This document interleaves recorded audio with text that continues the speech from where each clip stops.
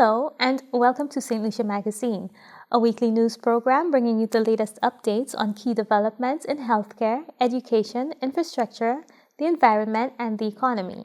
I'm your host, Petula Olibert. In this week's edition, the Royal Saint Lucia Police Force receives a long-awaited Centralized Detention Centre, and Saint Lucia is described as exemplary at the CHTA's travel marketplace.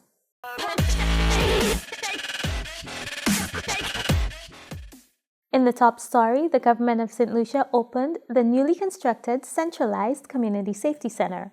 We learn more from Kishma Serrier. May 23, 2020 witnessed the demolition of custody suites in Castries. The facility had previously been used to detain suspects. Therefore, its demolition placed tremendous strain on the resources of the Royal Saint Lucia Police Force. On May 23, 2025, exactly 5 years later, the government of Saint Lucia officially reopened the former custody suites, now renamed the Centralized Community Safety Centre. Minister for Home Affairs, Crime Prevention and Persons with Disabilities, Honorable Jeremiah Norbert, addressed the gathering, expressing gratitude, particularly as he knew firsthand the challenges of operating without a space to house suspects in the city. Even when I worked at the drug unit, it was an easy task to go out there and conduct your investigations, conduct operations, because you knew when you came back there was a proper housing area for persons who were detained. When custody suites was demolished for some unfounded reasons that never materialized, what it did was really place pressure on the resources, what was already limited resources of the Royal Saint Lucia Police Force. And Richard captured it well when he said you had to call Marchand, call Babuno, call Ancillary, call Marigo to see which one of the cells had space, given that this used to be the area where you could have housed the most prisoners. Prime Minister Honorable Philip J. Pierre reiterated that crime and safety is not to be politicized, and officers have a responsibility to be in an environment that is conducive to the execution of their duties. I want to urge the members of the police force not to allow misinformation, not to victimize each other for political reasons, not to create an environment where there is division because of political reasons. The facility has detention sections, 3 interrogation rooms, 4 offices, 2 dormitories, 1 carport, an armory, an ID parade area, 8 holding cells, prisoner intake rooms, and accessibility for those with disabilities. Numerous advantages for the Royal Saint Lucia Police Force are taking place throughout the island. The Prime Minister has revealed plans for a police station at Ancillary. The Vieux-Fort Police Station has just reopened, and construction is still ongoing on the Grosley Police Station. From the Government Information Service, I am Kishma Serrier. In more police news, officers in Vieux-Fort shared the gift of reading with students from the Grace Combined School during Reading Month. We have more details in this report. On Tuesday, police officers from the Vieux-Fort Police Station participated in a special Read Aloud session with students from the Grace Combined School. This event was part of the school's Reading Month activities, which are celebrated throughout May. While the officers were specially invited for this occasion, Woman Police Constable Charlene Clemore from the Community Policing Unit of the Southern Division mentioned that this team regularly organizes reading sessions at schools across the Vieux-Fort district during Reading Month. Today we're at the Grace Combined School. We're reading to the students from the different classes. That's our time, Read Aloud. And we came with our books and we were going to the different classes, reading out to the children in the different classes. The officers carefully chose age-appropriate books that emphasize values such as courage, respect, and inclusivity. The reading sessions were highly interactive, with students eagerly sharing their thoughts and asking questions. Grade 3 teacher Marcia Joseph Neptune noted that the session with WPC Clemore, who is a familiar and welcomed presence at the school, was not only educational but also profoundly impactful for her students. They were very excited. They were very happy about the police officer reading to them. They enjoyed the book, and the book was very relevant because it was about bullying. It was about facing your fears. So it was a very relevant story, especially to them at their age. Vincent Shalry, The teacher in charge at the Grace Combined School echoed these sentiments. He highlighted the value of the experience for students, especially the male students, many of whom were excited to engage with police officers outside of a traditional law enforcement setting. This is one of the best initiatives that we've had so far in encouraging our police officers to be engaged in the reading. We noticed that, especially with our boys, we noticed that there is a decline in reading with the boys. The boys are more involved into technology. And having the police officers, especially the male officers also coming in to read to them, is to show a greater appreciation and to encourage our young men, especially our young boys, to engage in reading. Reading is a very important part of the success of a child, and having the officers here today, it was a pleasure having them and encouraging them to read to the students. The officers of the Community Policing Unit have selected additional books and are excitedly preparing to conduct more read-aloud sessions at various schools in the district. Ministers for Education and key regional stakeholders recently gathered for the 4th Caribbean Ministerial Forum on School Safety, reaffirming their commitments to the Safe Schools Initiative. Kibatalium tells us more. Maintaining a unified vision in prioritizing the safety, resilience, and continuity of education for every child was of notable focus at the 4th Caribbean Ministerial Forum on School Safety. Under the theme, Increased Collaboration and Action for School Safety in the Caribbean, the forum was hosted by Saint Lucia's Ministry of Education in collaboration with St. Martin, outgoing chair of the initiative. Speaking at the conclusion of the two-day event, Chair of the Caribbean Safe Schools Initiative, Honorable Sean Edward, reaffirmed St. Lucia's deep commitment to regional collaboration and building resilience in education. And whether we want to look at safety and security from a school perspective, or we want to look at safety and security in its totality, the onus is on us in the Caribbean to build resilience. The one thing I can assure you from a St. Lucia perspective is that we will continue to build on the good work that St. Martin would have done as chair of the CSSI. The gathering brought together stakeholders from 19 signatory countries to chart the future of school safety in a region facing escalating climate threats. First held in 2017, this year's forum marks a renewed commitment to regional collaboration in attaining safer, more resilient learning environments. Since its launch, an estimated 75% of signatory countries have been assisted in the creation of school safety policies. A new CSSI monitoring tool is expected to assist in tracking progress, improving accountability, and shaping future investment. According to Deputy Chief, UNDRR Regional Office for the Americas and the Caribbean, Saskia Carusi, near 200 million people have been impacted by disaster, requiring continued mitigation efforts. In the last 20 years, the Latin American Caribbean region experienced over 1,500 disasters, affecting more than 190 million people. 83% of the disasters were climate-related, exacerbated by urban expansion, social inequality, and limited preparedness. And as the regional assessment report that we just recently launched at the end of last year estimates annual expected infrastructure losses of around $58 billion. And as Ms. Riley also showed, Hurricane Bell in Grenada affected 6.7 million in school damages. Key outcomes include a formal Caribbean School Safety Initiative Coordination Committee, commitments to national reporting, enhanced budgetary planning, and an annual Caribbean School Safety Week. Ministers also agreed to update the regional roadmap and strengthen global advocacy ahead of the Global Platform for Disaster Risk Reduction 2025. Hosting of the 2025 forum also highlights the island's leadership and long-standing work with SEDIMA's Model Safe School program, an initiative that equips countries with tools to assess risks, strengthen school infrastructure, and develop national safety policies. Chairmanship of the Caribbean Safe School Initiative, CSSI, is expected to further fortify foundations laid by St. Lucia's predecessors. From the Communications Unit of the Department of Education, Innovation and Vocational Training, I am Kibatalium. This is St. Lucia Magazine. Coming up, St. Lucia's commitment to inclusive growth is highlighted at the 2025 Travel Marketplace. Please stay with us. Mommy, I need some hair oils for my TikTok tutorial. It's a popular brand. But I think we can find something similar that's made locally.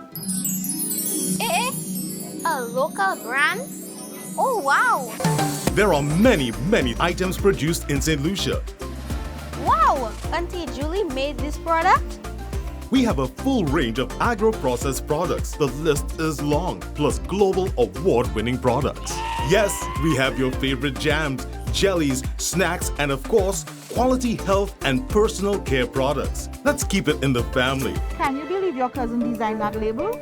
Every small purchase makes a huge difference. Hey guys, this was made in Saint Lucia. Buy local every time you go shopping. Shop smart, shop local, love Saint Lucia.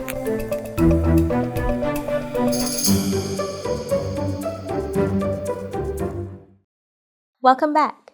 St. Lucia participated in the Caribbean Hotel and Tourism Association's Travel Marketplace Forum, led by a 15-member delegation showcasing the country's commitment to inclusive growth and community empowerment. St. Lucia was in focus at the Caribbean Hotel and Tourism Association Travel Marketplace 2025 opening ceremony in Antigua on Monday, 19th May. The session sought to highlight data-driven Caribbean travel trends for 2025, shifting traveler sentiment and performance indicators to emerging global trends. The presentation, undertaken by Olivia Ponte, Director of Intelligence and Marketing at Forward Keys, the travel analytics company analyzing travel data to help tourism boards, airports, retailers, and hospitality providers make informed decisions, highlighted St. Lucia as an exemplary destination, one on the right strategic path to sustainable growth. When analyzing travel demand for the Caribbean, we've realized that St. Lucia was one of the destinations growing the most. We're seeing travel intent increasing at a faster pace than the rest of the region. I think this is very encouraging. St. Lucia has been extremely good at promoting cultural events in particular. I'm thinking of the Jazz Festival, which tends to attract travelers from the region and beyond. And we have noticed a growing interest for concert tourism and events in general. This is true for the Caribbean, this is true for other parts of the world, so I think St. Lucia has managed to find this sweet spot when they have these events that are both targeting a local audience. People love it. These concerts are places where they want to go because they enjoy the experience.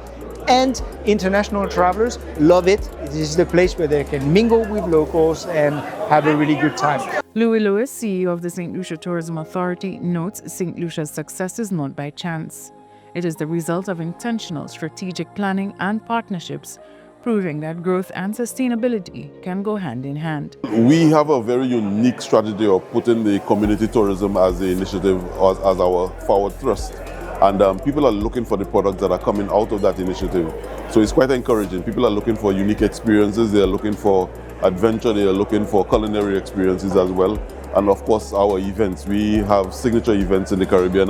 We are well known for our recently hosted Jazz Festival, as well as our unique carnival that we have, in St. Lucia. So we are trending, and the demand for what we have is strong, and it was just reinforced by the presentations that we saw here today. Lewis says collaboratively the focus is to deliver exceptional, authentic visitor experiences while protecting what makes St. Lucia truly special: the people, communities, culture, and natural beauty. The Ministry of Agriculture and ICA partnered to provide training on sample collection and surveillance for African swine fever. Sarek Felix tells us more.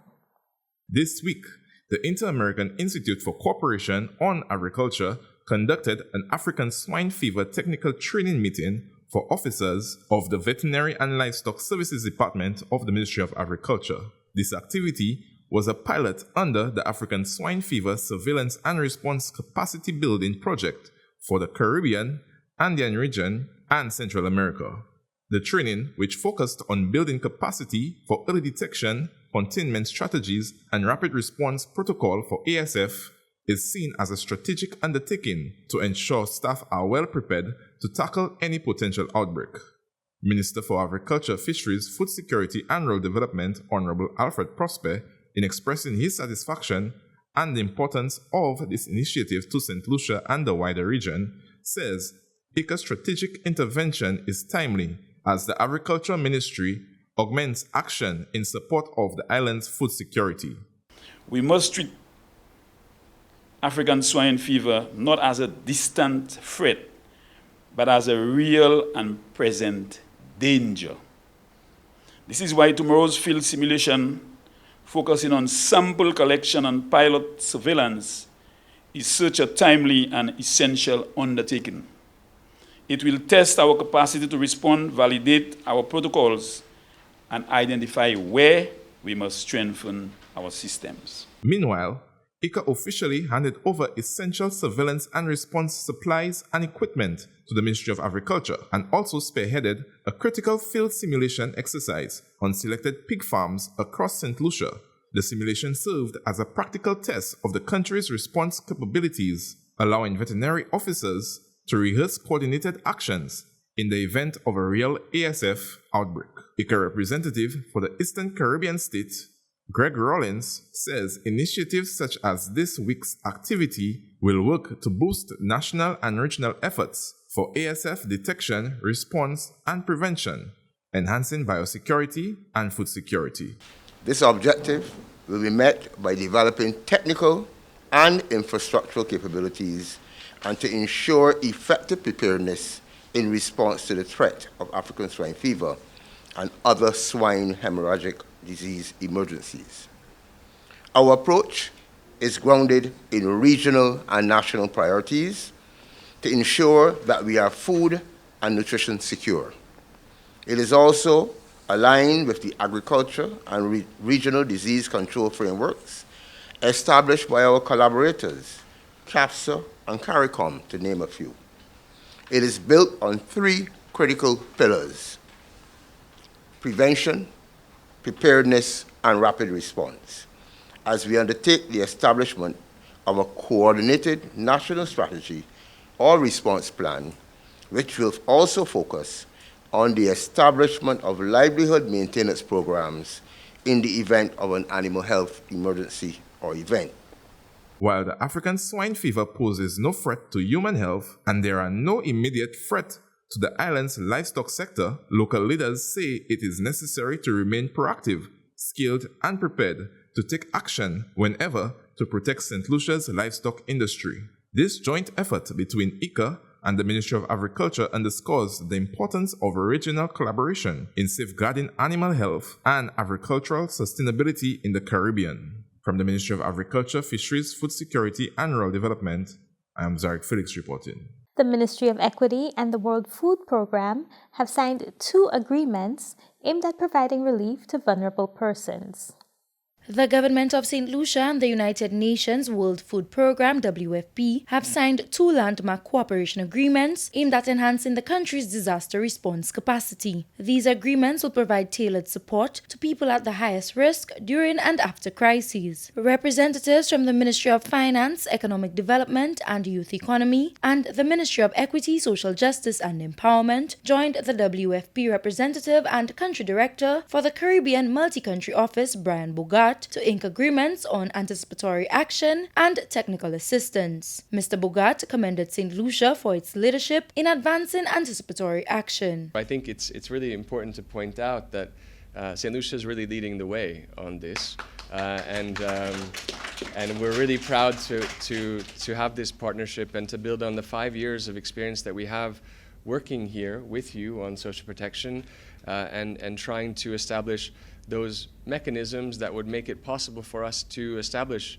anticipatory action instruments in St. Lucia. The Anticipatory Action Agreement establishes a system to deliver targeted, cash-based assistance to vulnerable households up to 72 hours before an expected hurricane. This proactive approach, guided by scientific forecasts and risk thresholds, ensures support is triggered only when specific risk levels are met. It targets pre-identified vulnerable households, including those enrolled in programs like the Public Assistance Program and Child Disability Grant. grant. These individuals have been selected based on strict vulnerability criteria and the availability of their verified banking information. To ensure preparedness for the 2025 Atlantic hurricane season, WFP, in partnership with the Ministry of Equity, will pilot the Anticipatory Action System later this month. Director of Finance, Mr. Imran Williams, emphasized the significance of the approach and its targeted pre-disaster focus. I think this is one of the few times in terms of an approach I can say we've actually solved this issue. It's very targeted as who's eligible and how do they receive those resources prior to the disaster itself. In parallel with the Anticipatory Action Agreement, the Technical Assistance Agreement focuses on improving how the government delivers social support programs. Signed between the WFP and the Ministry of Equity, the agreement will enhance data accuracy and beneficiary targeting. The work will also provide staff who deliver social support programs with increased knowledge and skills to more effectively support people at risk. Minister for Equity, Social Justice and Empowerment, Honorable Joachim Henry, says these initiatives aim not only to address immediate needs, but also to establish the foundation for more sustainable, data-driven social protection systems. Reducing vulnerability requires advocacy, not just at the level of the Ministry of Equity, but for everybody who participates in the lives of individuals who are subject to the realities of life. And therefore, the voice of the Ministry of Equity is not enough. The voice of the banking sector, the voice of my other colleague ministers and ministries and professionals, that they can make this advocacy loud enough, not for me to get the entire budget for poor people, but of course the environment in which we work can make it easier for us to achieve our outcomes. Both agreements are part of WFP's Caribbean Multi-Country Strategic Plan 2022-2026 and align with Saint Lucia's national development priorities. As climate-related shocks increasingly affect small island developing states, this collaboration underscores Saint Lucia's leadership in creating forward-thinking solutions that safeguard lives and strengthen communities. From the Ministry of Equity, Social Justice and Empowerment, Anicia Antoine. You're watching Saint Lucia Magazine. Please stay tuned. We will be right back after a short break. We are 758. Creative, resourceful, resilient. We have been through it all. Pandemics, hurricanes, global and local crisis. Yet, we stand tall. A proud people. We support each other, embracing what is ours, what is truly St. Lucia. Support our local entrepreneurs, their products and services. Shop smart, shop local. Love St. Lucia. Welcome back. A 2-year sustainable finance training program aimed at strengthening the capacity of public and private institutions to access climate finance has been initiated. Sessions began on May 27th. Stakeholders endorsed the program and spoke of its value to the country. The Government of St. Lucia, in collaboration with the Global Green Growth Institute, announces the commencement of the first in a series of sustainable finance training courses. This first course, titled Fundamentals of Sustainable Finance and Environmental, Social and Governance, is now open for registration. As Director of Finance, I'm pleased to endorse this critical training program. This is an investment in our institutions, our resilience, and our ability to deliver a more sustainable future for St. Lucia. The Sustainable Finance Training Program stands as our flagship initiative, recognizing the critical need to equip financial professionals with the knowledge and skills necessary to unlock climate financing. I endorse the Saint Lucia training program to build capacity to access climate finance to increase Saint Lucia's resilience and its ability to respond to the impacts of climate change. Financial sector institutions, public sector agencies, businesses, NGOs, and CBOs are invited to nominate their staff to register for the course. Register today. The Ministry of Agriculture has intensified plans to deal with the surge of sargassum on island. Sarek Felix provides details. The golden brown seaweed, which has been washing ashore in increasing volumes since March, has been of concern for fisher folks in various coastal communities. The obstruction at landing sites, crucial for the offloading and storage of daily catch, has made the daily feed challenging for fishers to dock and offload their catch. To mitigate the impact of the seasonal sargassum seaweed blooms on the subsector, the Department of Fisheries has forwarded a multi-pronged response strategy, emphasizing that collaboration across agencies is essential. Partnerships with local and regional institutions are being strengthened to implement both short-term and long-term solutions to the sargassum problem. As part of its immediate response, the department has invested in infrastructure development at affected landing sites. Jetties have been installed in Prale, Miku, and Savans Bay to assist fishers in navigating through sargassum-clogged waters. These jetties are expected to reduce disruptions to fishing operations and enhance safety for sea users. Deputy Chief Fisheries Officer Thomas Nelson highlights the infrastructure developments that have been undertaken to minimize the impact of sargassum on fisherfolk. I would like to point out some of the work that the ministry has been doing, particularly in respect of infrastructure development for the fisheries sector.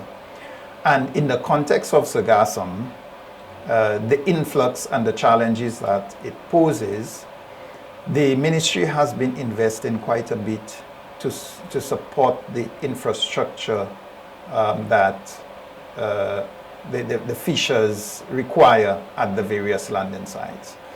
We have been putting in place various jetties in Prale. We have been putting jetties in Savans Bay as well as in Mikud. And these sites have been affected by sargassum influx. And these pieces of infrastructure have actually helped alleviate the impact of sargassum on fisherfolk. Despite the challenges, the Department of Fisheries is reassuring the public that measured steps have been ongoing to manage the sargassum season effectively. The focus is to protect the livelihood of St. Lucia's fisherfolk and enhance the continued availability of fish on the local market. One of the things that we have down the road is we are anticipating some equipment and machinery from friendly governments and international partners to help with the management of sargassum. And this will certainly help improve the management of sargassum around the island. At the end of the day, what is important to the ministry and our focus is safeguarding the livelihoods of fisherfolk, ensuring that fish continues to be available to the community. So food security is important. We want to ensure that the community as well as fisherfolk benefit from the sector in a very, very big way.